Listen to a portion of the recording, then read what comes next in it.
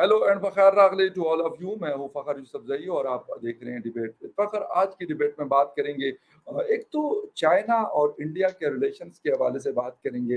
Ups and down का शिकार रहे लेकिन बीच में कुछ अच्छी चीज़ें भी देखने को मिलती है, जैसा कि बिज़नेस और इम्पोर्ट एक्सपोर्ट एक दूसरे के यहाँ से लोग करते हैं। मेरे ख्याल में ये बड़ा पॉजिटिव साइन है। ठीक है, डिस्प्यूट्स होते हैं, कॉन्फ्लिक्ट्स होते हैं, लेकिन उसको सॉर्ट आउट भी किया जाता है with the passage of time, और उसके साथ-साथ अपना जो बिज़नेस है, कारोबार है, उसको भी चलाया जाता है। लेकिन दूसरी तरफ कनाडा वाला इश्यू अभी क्योंकि ख़त्म तो नहीं हुआ, कुछ ऐसा लग रहा है कि कुछ थोड़ा-सा डिफ्यूज़ हुआ है। डॉक्टर जयशंकर साहब 10 रोज़ा दौरे पे अमेरिका गए हुए हैं और यकीनन बड़ा इम्पोर्टेंट दौरा है। एंथनी ब्लिंकन से उनकी मुलाकातें हुई हैं, बाकी बहुत सारे लोगों से उनकी मीटिंग्स हुई है, और जो कोर इश्यू रहा है वो कनाडा और इंडिया के दरमियान में जो रिसेंटली जो कुछ हुआ, तकरीबन ज़्यादातर बातें उस हवाले से हुई। क्या तब्दीलियाँ आ सकती है? क्या कुछ हो सकता है इन नियर फ्यूचर? इसके हवाले से बात करेंगे, और बात करने के लिए हमें जॉइन कर रहे हैं analyst from China Sumit Jain साहब हमें जॉइन कर रहे हैं। यकीनन आप उनको उनके यूट्यूब चैनल पे भी देखते हैं, कॉफ़ी विद सुमित जैन के नाम से अपना शो करते हैं। इसके अलावा मुख्तलिफ प्लेटफ़ॉर्म्स पे आपको नज़र आते हैं। सुमित जैन साहब, thank you very much for joining my show. सत श्री अकाल सर। आजकल आपको मालूम है कनाडा का इशू बहुत ज़्यादा स्ट्रॉन्ग है, तो सत श्री अकाल से शुरू करते हैं आज। Thank you very much. बिल्कुल, सत श्री अकाल एंड गुड इवनिंग, बखैर रागले और नमस्ते आपको। जो कुछ मुझे आता है बस मैं आपको वो बता देता हूँ। तो अच्छा सुमित जैन साहब, एक तो ये बताइएगा कि कनाडा वाला इशू ऐसे लगा कि जैसे पता नहीं धमाका हो गया जिस दिन उन्होंने अपने पार्लियामेंट में बात की, जस्टिन ट्रूडो साहब ने। लेकिन उसके बाद कुछ आहिस्ता-आहिस्ता से उनके जो शोल्डर्स थे वो डाउन होना शुरू हुए। क्या वजह थी? US, UK, Australia, New Zealand, five eyes जो कहते हैं जिनको, उनकी वजह से, या फिर इंडिया का इन्फ्लुएंस इतना स्ट्रॉन्ग था या है जिसकी वजह से उनको लगा कि यार ब्लंडर हो गया? फकार भाई, ये वही वाला हाल हो गया है कि रात को 11 11:30 बजे आप मुझे कॉल कर रहे हैं कि बहुत अर्जेंट शो है, तो मैं भी नाइट सूट में आपके साथ शो करने आया हूँ कि पता नहीं कौन सा धमाका होने वाला है। जबरदस्त, जबरदस्त, तो जबरदस्त। वही काम हुआ है ये टिड्डीवाल ट्रूडो के साथ भी। इसने सोचा ओके। कि भाई इंडिया से देखिए, पहली बात ये भारत में आया G20 में, इन सब की जो 20 कंट्रीज थे G20 के परमानेंट मेंबर्स, और जो 21वां है अफ्रीकन यूनियन जो अभी जोड़ा जी, गया, प्लस जो बिल्कुल। हमने और कंट्रीज को बुलाया हुआ था यहाँ पे विजिट करने के लिए, दिखाने के लिए। बेसिकली भारत का मुद्दा था, हमने दिखाना था हमारी तरक्की कैसे हो रही है, हम कैसे डिजिटल में आगे जा रहे हैं, हमारी यहाँ पर कैसे कंस्ट्रक्शन का काम हो रहा है, कैसे यहाँ पे इंफ्रास्ट्रक्चर बनाया जा रहा है जो कि आगे कंपनीज को फायदा देगा, हम कौन सी पॉलिसीज लेके आ हम्म, रहे हैं। हमने तो शोकेस किया है, this is what Bharat was before the invasions, और उसके बाद हम दोबारा से उसी लेवल पर पहुंचने वाले हैं। ये टिड्डी मल तो पागल हो गया, और इसने जाते ही हम्म, वहां पर जाकर इसने बोल दिया, देखिए इन्होंने एक खालिस्तानी टेररिस्ट को मार दिया। ठीक है, मार दिया। लेकिन देखिए चक्कर क्या होता है, इसको था कि मैं इनके ऊपर एलिगेशन लगाऊंगा, भारत वाले बोलेंगे भी नहीं, क्योंकि पहले हमारा यहाँ पर बोलने का रिवाज ही नहीं था। ये तो उन्होंने राइट। कभी अपने सपने में सोचा नहीं था कि भारत एक ऐसा रिएक्शन देगा भी। भाई उसको मुंह तोड़ जवाब दिया कि प्रूफ दिखा, अब प्रूफ उसके पास है नहीं।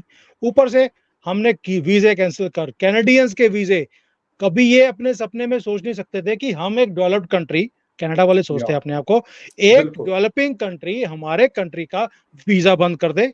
ऊपर से हम एफएटीएफ में चले गए सर। हमने वहां पे कंप्लेंट डाल दी है अमेरिका, यूके, कनाडा और ऑस्ट्रेलिया के अगेंस्ट कि ये जैसे पाकिस्तान टेररिस्ट को पनाह देता है, वैसे ये कंट्रीज देते हैं, इनके ऊपर इनको ब्लैक लिस्ट में डाला जाए। तो जबरदस्त। ये तो कभी कनाडा वाले सोच नहीं सकते थे अपने सपने में भी कि मोदी सरकार ऐसा कोई स्टेप ले भी सकती है। हम्म, अब जब उन्होंने देख लिया कि ये तो रोज बढ़ते जा रहे हैं, ऊपर से यूनाइटेड नेशंस में जाकर जो स्पीच दी है जयशंकर जी ने, उसके बाद तो कोई कोई चारा रहा ही नहीं उनके पास। They have to come at the back foot. आप भी क्रिकेट के बहुत शौकीन आदमी हैं और आप बिल्कुल, कवरेज भी करते रहे हैं, तो बिल्कुल मैं सही। आपकी लैंग्वेज में बोलता हूँ कि ट्रूडो मल ये सोच रहा था कि मैं फ्रंट फुट पे खेलूंगा। उसने हाँ, बॉलिंग कराई, पहले बॉलिंग कराने का टाइम था इसका, जी। इसने बॉलिंग कराई। मोदी जी ने फ्रंट फुट के नहीं, बढ़ के आगे फास्ट बॉलर को स्टेडियम से हुँ, बाहर बॉल को फेंक दिया। मैं तो कहूंगा कि स्टेडियम से बाहर नहीं फेंका, दुनिया से बाहर ही फेंक दी बॉल। हुँ, वो सही। अब उसको बॉल मिल नहीं सकती। तो ये इश्यू है जो ट्रूडो माल ने कभी सोचा नहीं था, और इसलिए उसको बैकफुट पे आना पड़ रहा है। उसका जो डिफेंस का मिनिस्टर है, कोई कोई यहाँ पर आया हुआ था भारत में, उसने भी बोला मैं टाइज को ठीक करने आया हूँ। जब वो हाँ, यहाँ पर आया बात करने के लिए, तो भी हमने खरी खोटी सुनाई है उसको कि बंदे का पुत्र बन जा, वरना हुँ। हम वही हाल करेंगे जो तेरे टिड्डी मल का किया हमने। और ये चीज इनसे बर्दाश्त नहीं हो रही और संभल भी नहीं रही है। अब इनको माफी ही मांगनी पड़ेगी और कोई चारा नहीं है। अच्छा, आपने एक बात की बड़ी इम्पोर्टेंट है, और एफएटीएफ वाली बात, क्योंकि पाकिस्तान काफ़ी लंबे अरसे तक इसमें रहा ग्रे लिस्ट में, और फिर बड़ी कोशिशें करता रहा कि किसी तरीके से उस लिस्ट से निकल आए। फाइनली हम अभी कुछ अरसा पहले हम उसमें से निकले, तकरीबन साल हुआ है। लेकिन डू यू थिंक कि अमेरिका या यूके या फिर जहाँ-जहाँ पे आपके मतलब खालिस्तान मूवमेंट के लोग रहते हैं, ऑस्ट्रेलिया भी उसमें शामिल है, और ये फाइव आइज़ के मेंबर भी हैं। जी7 का भी मेंबर है, जी20 के भी मेंबर है, और बहुत सारे ऐसे रिश्ते हैं हिंदुस्तान के साथ इसके, बल्कि मैं कहूँगा टाइज़ कहूँगा, रिश्ते नहीं कहने चाहिए, ऐसे टाइज़ हैं कि हर चीज़ में, क्वाड में और पता नहीं कहाँ-कहाँ पर। तो फिर ऐसी मतलब ऐसी एक्सट्रीम स्टेप लेने की ज़रूरत क्यों पड़ी? क्योंकि ताल्लुकात तो अमेरिका के साथ हिंदुस्तान के जो आज हैं, शायद ही कभी रहे हों या किसी और के इतने क्लोज़ रिलेशंस हो उनके साथ। वकार भाई, पहली बात ये है कि हमारा रिश्ता है या वो जरूरत की एक साझेदारी है। आप कुछ भी जी, ले लीजिए। बिल्कुल, देखिए, बिल्कुल। आज का जो दुनिया है, ये फायदे की दुनिया है। बिल्कुल आज जी, उन्हें भारत से फायदा दिखता है फ्यूचर में, नॉट ओनली बिल्कुल, फॉर टुडे, कि अगले 10-20 साल के लिए भारत इनकी जो ज़रूरतें हैं, उसको पूरा कर सकता है। तो एग्ज़ैक्टली, इसलिए इसलिए ये सारी एसोसिएशंस के अंदर वो भी हैं और हम भी हैं। हम बेशक। कोई ये नहीं है कि सिर्फ़ ज़रूरत के लिए हैं, हमने अपनी परफ़ॉर्मेंस भी दिखाई है पिछले 10 सालों में, नहीं तो हुँ, इससे पहले हमें इन सारे प्लेटफ़ॉर्म्स के अंदर क्यों नहीं रखा जाता था? क्योंकि हमारी परफ़ॉर्मेंस भी अच्छी नहीं थी। अब हमारी जी, परफ़ॉर्मेंस है, दुनिया देखती है कि they mean business. So when we mean business, they also want to make us part of everything. एक तो यस, ये चीज़ है। दूसरा, राइट, जो हमने अब इनके ऊपर एलिगेशन लगाया कि भई एफएटीएफ में आपको डाल देंगे। अब इसकी ये जो मुद्दा है, इसका रीज़न क्या है? See we speak from a point of strength. Pakistan भी ये बढ़ के लगाता है। मैं उसको बढ़ के हुँ, बोलूँगा। हम बढ़ जी, के नहीं लगा रहे। We want to put a point across कि भई हम बदतमीज़ी सहन नहीं करेंगे, बेशक वो कोई भी हो, बेशक वो सुपर पावर बिल्कुल, अमेरिका क्यों ना हो, सोल दादा ऑफ द वर्ल्ड, हम तुम्हें भी बर्दाश्त नहीं करेंगे, तुम्हें भी वैसे ही एक्सपोज़ करेंगे, जैसे हम पाकिस्तान को एक्सपोज़ करते हैं हर प्लेटफ़ॉर्म के हुँ, ऊपर। तो अब राइट, इनके ऊपर है कि क्या ये उस चीज़ को मानेंगे? मेरा आंसर है, उनको मानना पड़ेगा, इसका बाप भी मानेगा अब। रीज़न, हुँ, ये इनकी जो फॉरेन पॉलिसीज़ है, वो वीक है। अमेरिका की आप देख रहे हैं, उसका वो बिल्कुल, पकड़ नहीं है फॉरेन पॉलिसी के ऊपर, एग्रीड, जो पहले बिल्कुल ठीक किसी कह रहे टाइम हैं, पर होती बिल्कुल थी। सही कह रहे हैं।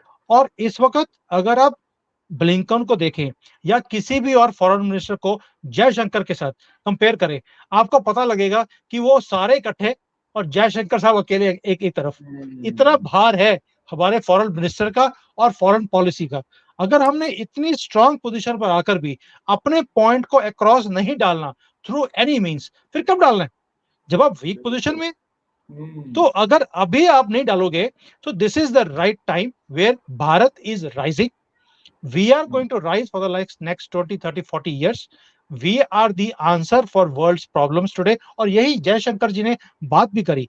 भाई, जब कोविड आया, आप तो छुप के बैठ गए अंदर बुर्का डाल के।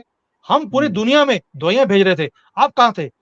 जब तुर्की में भूकंप आया, हमने बिल्कुल, वहां पर, जिसको आप जलजिला बोलते हैं, जब आया तो हमने वहां पे सबसे पहले वहां पे हेल्प भेजी।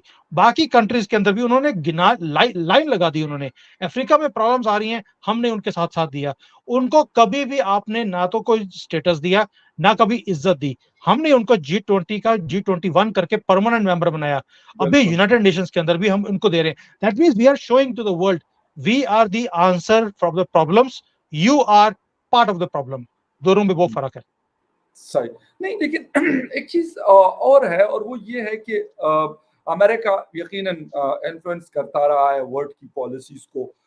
कनाडा का मैं तो नहीं कह सकता कि कनाडा इतना कर सकता है कि हिंदुस्तान को वो कोई झटका दे दे या कोई इस तरह का टफ टाइम दे दे। लेकिन यूएस अगर अगर डायरेक्टली नहीं दे सकता तो इनडायरेक्टली आपको लगता है कि वो खालिस्तान मूवमेंट के जो लोग रहते हैं, जो शायद लाखों के हिसाब से इन सारे कंट्रीज में मिलके अगर नंबर बताया जाए तो शायद लाखों के हिसाब से रहते होंगे, तो इज इट पॉसिबल, क्योंकि ह्यूमन राइट्स और इस तरह के वॉच डॉग्स और ये सारी चीजें इन कंट्रीज के होती हैं, हमारे और आपकी कंट्री में और हिसाब किताब होता है, लेकिन इनके यहाँ तो ये सारा कुछ होता है, तो इज इट पॉसिबल कि ये कोई बैन कर देंगे या कोई उनको निकाल, तो मेरा नहीं ख्याल के निकाल सकते हैं, लेकिन बैन करना या कुछ तरह की एक्टिविटी करना कि कर सकेंगे? फकार भाई, पहली बात यह है कि आपने दो बातें बोली हैं। एक है कि जैसे पूरे वर्ल्ड में लाखों लोग हैं, दूसरा बोला आपने वॉच डॉग का। जी देखिए, पहली बात यह है कि जो सरदार है, सिख कम्युनिटी है, ये लाखों में पूरी दुनिया में है, मैं मानता हूं, बिल्कुल लेकिन खालिस्तानी जो आइडियोलॉजी को लेकर चलते हैं वो लाखों लोग नहीं है, वो कुछ चंद, मुझे लगता है कुछ चंद है जो हर एक कंट्री में जोड़ेंगे तो आपको 15 20 ठीक 25 लोग मिलेंगे जो कि लीडर्स सही होते हैं। राइट और जो वॉच डॉग का काम है, उसका काम है डॉग्स के ऊपर वॉच रखना। तो ये जो खालिस्तानी मूवमेंट वाले लोग हैं, ये सारे डॉग्स ही हैं, इनके ऊपर वॉच रखने का काम वॉच डॉग का है, जो कि हमने उनको दे दिया। विश्व को सीआईए है, विश्व को इंटरपोल है कि भाई आपका काम है इन कुत्तों के ऊपर अपनी नजर रखना, ये आपका काम है। अगर आपसे नहीं रखा जाता तो हमारे पास बहुत तरीके हैं, हम रख लेंगे। पहली बात ये हो गई। दूसरा, ओके जब आपने बोला कि इसको कैसे ह्यूमन राइट्स है और है, भाई टेररिस्ट का कोई ह्यूमन राइट नहीं होता। कश्मीर में हमने ह्यूमन राइट्स के चक्कर में हमारे यहाँ पर तरक्की नहीं हुई। जैसे ही हमने कुछ कुछ चंद लोगों को जेल में पकड़ के डाला है, आप देखिए वहां पे हवा ही चेंज हो गई। ये हमेशा ही कुछ गंदे अंडे होते हैं जो सारे तालाब को गंदा करते हैं। आपको सिर्फ उनको सेग्रीगेट करना है, इनसे नहीं होता, हम कर देंगे, कोई दिक्कत नहीं है। सो ये जो ह्यूमन राइट्स का मसला लेकर चलते हैं, जयशंकर जी ने बहुत अच्छा जवाब दिया उनको। उन्होंने बोला, आप कहते हैं फ्रीडम ऑफ स्पीच है, ये बोल रहे हैं, हम उनको रोक नहीं सकते। भाई वो हमारे फॉरेन जो मिशंस हैं उसके बाहर जाकर वो हल्ला भी करते हैं। उन्होंने एक पेट्रोल बम फेंकने की कोशिश करी, आग लगाई। वो कहते हैं कि हम इनके मिशन के जितने लोग हैं उनको मार देंगे। वर्ल्ड बिल्कुल कप है, वर्ल्ड कप में हम दंगे कराएंगे, हम बिल्कुल इनको वर्ल्ड कप बिल्कुल को होने नहीं बिल्कुल देंगे। वो जी कहते हैं बिल्कुल कि अगर यही काम अमेरिकन एम्बेसी के सामने हुआ होता, क्या आपका रिस्पॉन्स सेम यही होता? हम्म, अगर इंडियन मिशन के सामने है तो आपका जवाब डिफरेंट है कि इनको फ्रीडम ऑफ स्पीच है। क्या आप ये चीज बर्दाश्त करेंगे आपकी अपनी कंट्री के मिशन के सामने ऐसा हो जाए? और भाई और अगर आपको एक किसी किसी एशियन सदाम कंट्री में होता, सुमित जैन साहब, अगर किसी एशियन, लेट सपोज मैं कहता हूँ न्यू दिल्ली में होता, हाँ, यस, टोरंटो ओटावा में ना होता, तो फिर वॉशिंगटन डीसी में ना होता, तो पूरे वर्ल्ड में न्यूज चली जाती कि देखिए जी, एग्जैक्टली एक्सट्रीमिस्ट जो एक्सट्रीमिस्ट या हैं, इनको बिल्कुल सपोर्ट की जा रही है और इनके ऊपर गवर्नमेंट ऑफ एग्जैक्टली इंडिया ने कोई एक्शन नहीं लिया। तो देखिए, एग्जैक्टली ये जो दोगलापन है, यही उन्होंने बताया वहां पर कि आप ये जो डबल स्टैंडर्ड्स लेकर चलते हैं, इससे बिल्कुल नहीं चलेगा। आपके इसी एजेंडास के कारण दुनिया के अंदर शांति नहीं रह रही। टेररिस्ट इज अ टेररिस्ट, उसने हमारी स्टेट और हमारे लोगों को उसने मारने की धमकी दी है। If you will not take action, who will? और ये डबल स्टैंडर्ड्स पाकिस्तान में शुरू से रहा है, अब आपने भी वही काम करना शुरू कर दिया। वो they deserve to be in FATF, now you also deserve to be in FATF. Very लेकिन सिंपल। एफएटीएफ में अभी तक जितनी कंट्रीज आई हैं, इनमें से कोई आया नहीं है कभी। मतलब इन्होंने डाला तो बहुत सारे कंट्रीज को, ईरान गया, पाकिस्तान गया, टर्की गया, यूएई गया ग्रे उसमें, और बहुत सारे कंट्रीज गए, लेकिन इस तरह का कोई कंट्री जिसको या G7 का मेंबर हो या जिसको हम डेवलप कंट्रीज कहते हैं, ये कभी एफएटीएफ में तो गए नहीं है। और अगर हालांकि इनके हवाले से मशहूर है कि इनके 5 आइज के हवाले से मैं एक रिपोर्ट पढ़ रहा था 1-2 दिन पहले, उसमें लिखा गया था कि इन लोगों ने दुनिया भर में, ये नहीं कि यूएस और कनाडा में या किसी और जगह, कहते हैं दुनिया भर में वो ऑपरेशंस किए हैं, वो लोग उड़ाए हैं कि शायद हम सोच भी नहीं सकते, यानी सुमित जैन साहब और फखर यूसुफ सोच भी नहीं सकते कि यार ऐसा हो सकता है, लेकिन इन्होंने किया। वो रशिया में हो, वो इराक के अंदर हो, वो गल्फ कंट्रीज के अंदर हो, लेकिन ये करते हैं। लेकिन इनको असल में ये जो पूछने वाले इदारे हैं, जिसको यूनाइटेड नेशन हम लोग कहते हैं, अनफॉर्चुनेटली वो तो एक व्हाइट एलिफेंट बना हुआ है, और वो जो ये लोग कहते हैं तो उसी के ऊपर वो चलता है। देखिए फकार भाई, इन लोगों की देखिए पकड़ हर ऑर्गेनाइजेशन के अंदर बहुत ज्यादा है, बिकॉज ऑफ बिल्कुल 2-3 रीजंस। जी एक, their a super power status. दूसरा, exactly their developed, developed because of countries developed है बिकॉज ऑफ पैसा था इनके पास। बिल्कुल तो ठीक ये जो दो पावर्स हैं, military power and economic power, दोनों इनके पास थी। और जितनी भी ऑर्गेनाइजेशंस हैं, ये सारी बनाई भी किसने? आपने हमने थोड़ा बैठ के बनाई है, बेशक, इनकी बिल्कुल ही सही। बनाई हुई ऑर्गेनाइजेशन है। एग्ज़ैक्टली। लेकिन मुद्दा क्या है? मुद्दा है भारत ने वो स्ट्रेंथ दिखाई है कि उन्हीं के प्लेटफॉर्म पे, उन्हीं की कंट्री में जाकर हम बोल रहे हैं इनको भी डालो इसके अंदर, ये डिजर्व करते हैं इस लिस्ट में आने के लिए। हमें भी मालूम है अमेरिका को उसमें डालना इज इम्पॉसिबल एफएटीएफ के अंदर, एग्ज़ैक्टली, वी एग्ज़ैक्टली, अंडरस्टैंड बिल्कुल दैट। सही। एग्ज़ैक्टली। लेकिन ये भी एक दम चाहिए बोलने का, अमेरिका के धरती पे जाकर एफएटीएफ में जाके बोलना इनको अंदर डालो, ये डिजर्व करते हैं। हुँ, ये कौन देख कर सकता है?